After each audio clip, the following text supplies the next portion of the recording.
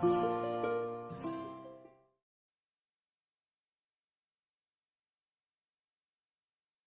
Matthew chapter 7, மத்தேயு 7ஆம் அதிகாரம், Jesus said, இயேசு சொன்னார்,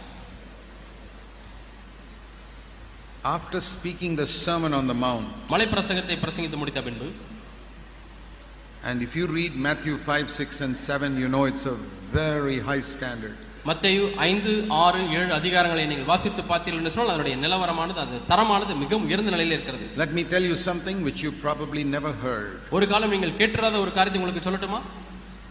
Moses went up to the mountain and brought the 10 commandments down for Israel to follow. மோசே அங்கே உயர மலையிலே ஏறி இஸ்ரவேல் ஜனங்கள் பின்பற்றும்படியாக 10 கற்பனைகளை கொண்டு வந்தார். And till today the Jewish people respect those 10 commandments. இன்று வரை அந்த 10 கற்பனைகளை யூத மக்கள் மதிக்கிறார்கள், கனம் பண்ணுகிறார்கள். Jesus went up to the mountain. இயேசு அந்த மலைக்கு சென்றார். And gave the Sermon on the Mount, Matthew 5, 6 and 7. மத்தேயு 5, 6, 7 இவைகளில் சொல்லப்பட்டதான மலை பிரசங்கத்தை கொண்டு வந்து மக்களுக்கு கொடுக்கிறார். But not even 1% of Christians respect that. ஆனால் இன்றைக்கு கிறிஸ்தவர்களில் இருக்கக்கூடிய 1% கூட அதை மதிப்பதில்லை, கனம் பண்ணுவதில்லை. You read the Sermon on the Mount. மலை பிரசங்கத்தை வாசிங்க. It is to replace the 10 commandments. அந்த 10 கற்பனைகளுக்கு மாற்றாக அதை கொடுத்திருக்கிறார். In which way? எந்த விதத்திலே? If the 10 commandments told you to walk, how Sermon on the Mount is telling you to fly. 10 கற்பனைகள் உங்களை நடவுங்கள் என்று சொன்னால், இயேசு கொடுத்த மலை பிரசங்கமானது நீங்கள் பறக்க வேண்டும் என்று சொல்கிறது. Much higher standard. தரம் உயர்ந்திருக்கிறது. If the law was 10 meters high, this is 1000 meters high. நியாயப்பிரமாணமானது 10 metre உயரம் என்று சொன்னால் இது 1000 மீட்டர் உயரம். The law said don't commit murder, Jesus said don't get angry. கொலை செய்யாதீர்கள் என்று பிரமாணம் சொல்லுகிறது, இயேசுவோ கோபப்படாதீர்கள் என்று சொல்கிறார். Jesus said, the law said don't commit adultery, I say don't lust after women. நியாயப்பிரமாணமானது விபச்சாரம் செய்யாதீர்கள் என்று சொல்லுகிறது, மலை பிரசங்கத்திலேயோ இச்சையோடு பார்க்காதீர்கள் என்று சொல்கிறது. The law said when your hand is on some holy book and you're taking a vow in court, don't tell a lie. ஒரு புனித புத்தகத்திலே உங்கள் கையை வைக்கும் பொழுது, நீங்கள் உடன்படிக்கை செய்யும் பொழுது, வாக்கு பண்ணும் பொழுது பொய் சொல்ல வேண்டாம் என்று பிரமாணம் சொல்கிறது. Jesus said, இயேசு சொன்னார், always speak the truth. எப்பொழுதுமே உண்மையை பேசுங்கள். No need of vow or anything. அதற்கென்று நீங்கள் சத்தியம் பண்ணவெல்லாம் தேவையில்லை. The law said love your neighbor. Jesus said love your enemies also. அயலகத்தானை நேசிக்க வேண்டும் என்று பிரமாணம் சொன்னால், இயேசு சத்துருவை நேசி என்று சொல்கிறார். What a high standard. எவ்வளவு உயர்ந்த தரம் பாருங்கள். He was raising the standard. அவர் அந்த தரத்தை உயர்த்தி கொண்டே இருக்கிறார். Now today many Christians think they are very holy when they keep the 10 commandments. இன்றைக்கு अनेक கிறிஸ்தவர்கள் 10 கற்பனைகளை கைக்கொண்டாலே போதும் பரிசுத்தவான்கள் என்று எண்ணுகிறார்கள். Then you are a good Jew. அப்படியானால் நீங்கள் ஒரு நல்ல யூதன். Not Christian. கிறிஸ்தவன் அல்ல. You are a good follower of Moses, not of Jesus Christ. நீங்கள் மோசேயை பின்பற்றுகிற நல்ல ஒரு சிஷ்யன், இயேசுவை பின்பற்றுகிற சிஷ்யன் அல்ல. These are the areas where there's tremendous amount of deception in Christianity. இவ்விதமான பகுதிகளிலே இன்றைக்கு கிறிஸ்தவத்தில் அதிகமான வஞ்சனை காணப்படுகிறது. When that happens, இது நடைபெறும் பொழுது, when people follow the Old Testament law which spoke about tithing and 10 commandments, தசமபாகம் 10 கற்பனைகள் போன்றதான பழைய உடன்படிக்கை காரியங்களை பின்பற்றும் பொழுது, don't follow the New Testament which says give cheerfully and follow the standards of the Sermon on the Mount, மலை பிரசங்கத்தினுடைய தரத்தை பின்பற்றுங்கள், உற்சாகமாய் கொடுங்கள் என்கிறதான புதிய ஏற்பாட்டு தரத்தை பின்பற்றாவிட்டால் what will happen is என்ன நடக்கும் என்றால், all these so called believers விசுவாசிகள் என்று அழைக்கப்படுகிறவர்கள் will become religious.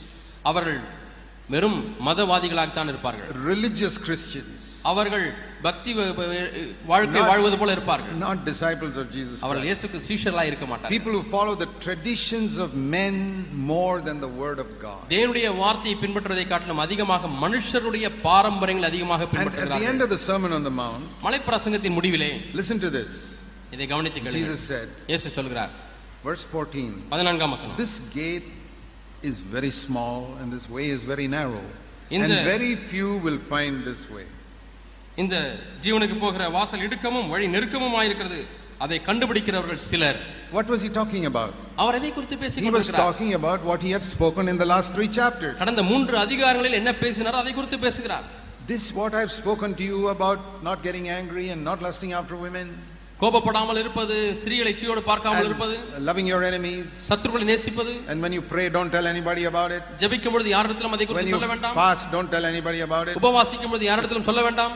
That by the way is one of the most disobeyed commandments, but particularly in Pentecostal churches. நான் சொல்லட்டுமா, அதிகமாக கீழ்ப்படியாத ஒரு கட்டளை இருக்கும் என்று சொன்னால் இந்த உபவாசம் ஜெபத்தை குறித்ததான காரியத்திலே குறிப்பாக பெந்தகோஸ்தே சபைகள் கீழ்ப்படுவதில்லை. They will always tell you about their fasting. எப்பொழுதுமே தாங்கள் நான் உபவாசிக்கிறேன் என்று சொல்வார்கள். Do you know there's only one commandment Jesus gave about fasting? உபவாசத்தை குறித்து ஆண்டவர் கொடுத்த ஒரே ஒரு கட்டளை தான் உண்டு என்று உங்களுக்கு தெரியுமா? ஒரே ஒரு கட்டளை தான். He never told you how often you should fast. எவ்வளவு அடிக்கடி நீங்கள் உபவாசிக்க வேண்டும் என்று சொல்லவில்லை. சொல்லவில்லை. He never told you how long you should fast. எவ்வளவு நாட்கள் உபவாசிக்க வேண்டும் என்று சொல்லவில்லை. 1 day, 3 days, 40 days, he never said. ஒரு நாள் உபவாசிக்கணுமா, 3 நாள் உபவாசிக்கணுமா, 40 நாள் உபவாசிக்கணுமா சொல்லவில்லை. How many times in a year? Never said. வருஷத்துல எத்தனை முறை உபவாசிக்க வேண்டும் என்று சொல்லவில்லை. But he gave only one commandment. ஒரே ஒரு கட்டளை தான் கொடுத்தார். When you fast, நீங்கள் உபவாசிக்கும் பொழுது don't tell anybody. யாருக்கும் சொல்ல வேண்டாம். That is the commandment most Christians disobey. அநேக கிறிஸ்தவர்கள் கீழ்ப்படியாது இருக்கக்கூடிய கட்டளை இதுதான். They advertise to everybody. அவர்கள் தங்க எல்லாருக்கும் விளம்பரம் செய்கிறார்கள். I fasted. நான் உபவாசித்தேன். Oh, when I fasted, God told me this. நான் உபவாசிக்கும் பொழுது ஆண்டவர் என்னோடு கூட இதை பேசினார். They have absolutely no respect for the word of God. தேவனுடைய வார்த்தைக்கு முற்றிலும் மதிப்பு கொடுக்காதவர்கள். That is why Jesus said, ஆகவே தான் இயேசு சொன்னார், this gate is very small. இந்த வாசலானது நெருக்கமாக இருக்கிறது. This way is very narrow. மிகவும் நெருக்கமாக இருக்கிறது. Many will talk about it, but few will find it. அநேகர் இதை குறித்து பேசுவார்கள், அதை கண்டுபிடிக்கிறவர்களோ சிலர். I have discovered that.